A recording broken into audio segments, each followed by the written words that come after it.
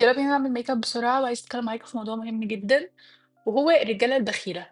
الراجل البخيل هيقول عليكِ إن أنتِ مستغلة، لو طلبتِ منه أي حاجة هيقول عليكِ إن أنتِ مستغلة، طول الوقت هيبقى معاهوش فلوس، أوكي، وبيحوّش، عنده بقى أقساط، بيحوّش ما تعرفيش ليه، عايز يشتري حاجة كبيرة أوي، بس مش هيبقى عنده فلوس لأي حاجة فيها تحويش واستثمار، بس لطلباتِك مش هتبقى موجودة.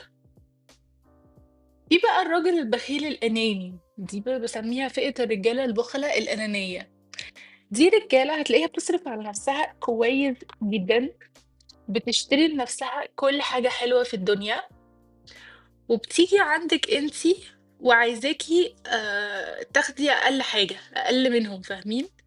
يعني مثلًا يروحوا مطعم يجيبوا لنفسهم steak مثلًا ولو أنتِ طلبتِ steak يقول لِك ما تفكّري تاكلي باستا، باستخدم دي لحواجبي عادي، دي ماسكارا بس أنا باحبها لحواجبي قرّبت تخلص، شابيها عليكِ وعلى نَفْسه على الأقل عنده مبدأ، هو بخيل بس ما بيكونش أناني، بيكون بخيل، ده طبعًا برضه نبعد عنه يا جماعة يعني مش ناقصين وجع راس، ده لو أنتِ فكّرتِ تجيبي أي حاجة لنَفْسِك غالية مش إزاي!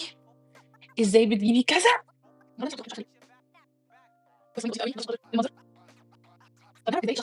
أولًا البخيل أكتر حاجة هو بخيل فيها هتلاقيها الأكل، هتلاقي إن هو مش عايز يأكّلِك، فكِك بقى من الهدايا والحوارات دي مش هتبيّن أوي، زي موضوع الأكل، الأكل هيبان جدًا إذا كان هو بخيل والّا كريم.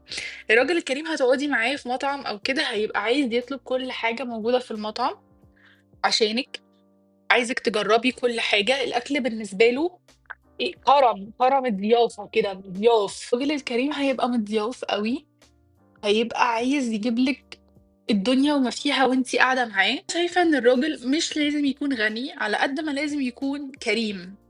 أنا هاعمل إيه براجل غني بس بخيل أو أناني، بيصرف على نفسه وبس، ما بيفكّرش أصلًا فيّا ولا فارق معاه أنا. I wanna have a rich man حبيبتي قولي أنا عايزة راجل كريم، أنا هاعمل إيه بفلوسه؟ هتفيدني فلوسه بإيه؟ أنا مالي زي the weather's list بتقول I dated أكتر ناس أغنيا شُفتها في حياتي، وكانوا كلّهم بُخلا. cars he have هاعمل إيه how much assets he have هو ما بيصرفش عليّا حاجة، ما بيدّينيش حاجة، أنا مستفيدة بإيه من كل الحاجات دي؟ ماشي هو غني وعنده فيلا وعنده عربية وعنده أغنى حد في الدنيا، بس بخيل. بخيل، ما بيدّينيش أي حاجة منهم وما بيفرقش معاه أصلًا طلباتي ويا سلام بقى لو بخيل وأناني، دي تبقى غني، بس بخيل بجد ما تقعديش معاه أصلًا، حاولي إن أنتِ تريّحي دماغِك من الهَم ده ومن القرف ده من الأول، ابعدي.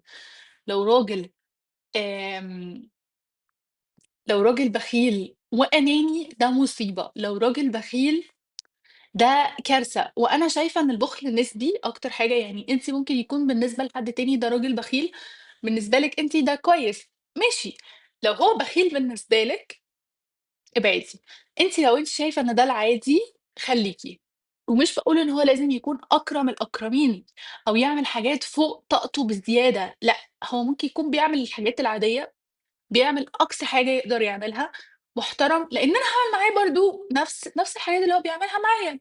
الراجل البخيل أنتِ هتبقي بتعملي بجد أكتر منه بكتير. البُخل يا جماعة ما بيبقاش بس بُخل فلوس، بيبقى بُخل كلمة حلوة، بيبقى بُخل طبطبة، بيبقى بُخل حنيّة، بيبقى بُخل إحساس حلو بيحسسه لِك، بيبقى بُخل princess treatment ما فيش أصلًا مع راجل بخيل princess treatment ما فيش أساسًا، ما تحلميش أنتِ مثلًا مُجبرة كل مرّة تروحي المكان اللي هو عايزه، ليه؟ لإن هو بخيل، هو عايز إن أنتِ تعملي كل حاجة هو عايزها، هو خارج معاكِ عشان يبسط نَفْسه مش عشان يبسطِك أنتِ. فيا بنات يا حبايبي اوعوا تنخدعوا بالسوشيال ميديا، اوعوا بجد تنخدعوا بالسوشيال ميديا، عايزة راجل غني and that's it لأ. لأ، ممكن يكون شخص مش غني أوي أحسن من الغني مليون مرّة، قد إيه حلو من قريب، قد إيه clean، قد إيه سريع، بجد حبيته أوي، وأنا ما باحطش makeup كتير الصبح، بس أنا حبيت إن أنا أتكلم معاكم، ونصيحة أديها لكم في الآخر، يا بنات بجد ما تتخدعوش بالسوشيال ميديا، واللي هو أنا عايزة أتعرّف على حد غني and that's it لأ.